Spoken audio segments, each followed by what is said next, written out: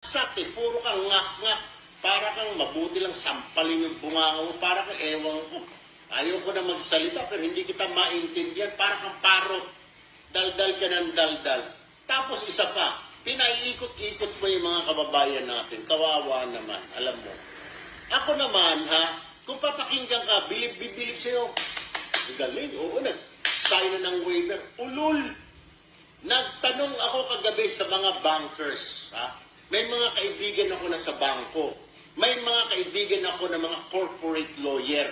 Nag-usap-usap kami over dinner kagabi. And you know what I found out? Yung putragis na waiver mo, hindi uubra, sir. Yung waiver mo, pang press release. Baka hindi nga tanggapin ng bangko yan pagbibit-bitin ng tao. Bakit ka mo?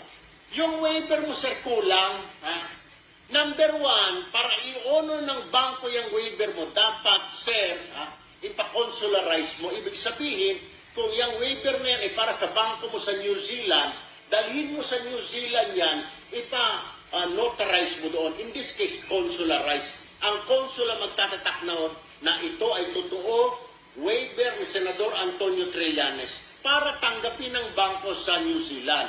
Or ganun din, kung mayroon ka sa Singapore, yung embassy na nila sa Singapore dito, dadalhin mo doon, ipa-consularize mo.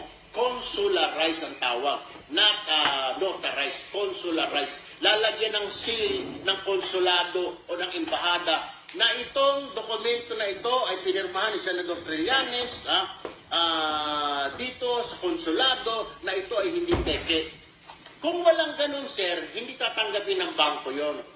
Pinapaikot-ikot mo yung taong bayan. Siyempre, ang taong bayan hindi alam. Fake news.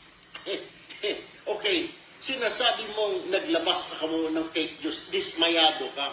Sus Mariosep, bakit hindi mo tingnan ang sarili mo, Senator Trillanes? Sabi nga tingin ko kung ako naglalabas ng fake news, o kung sa tingin ninyo, anong tawag ko sa'yo? Dapat ang tawag sa'yo, ikaw yung ama ng fake news, The father of all fake news. Bakit kanyo?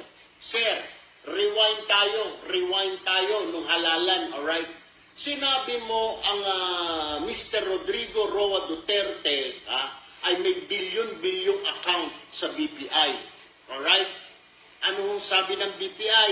Wala. Mismo ang BPI na nagsabi, walang bilyon na account si Rodrigo Roa Duterte. Hindi mo napatunayan? Hindi ba sabi ng BPI, walang bilyon na account ang Rodrigo Roa Duterte?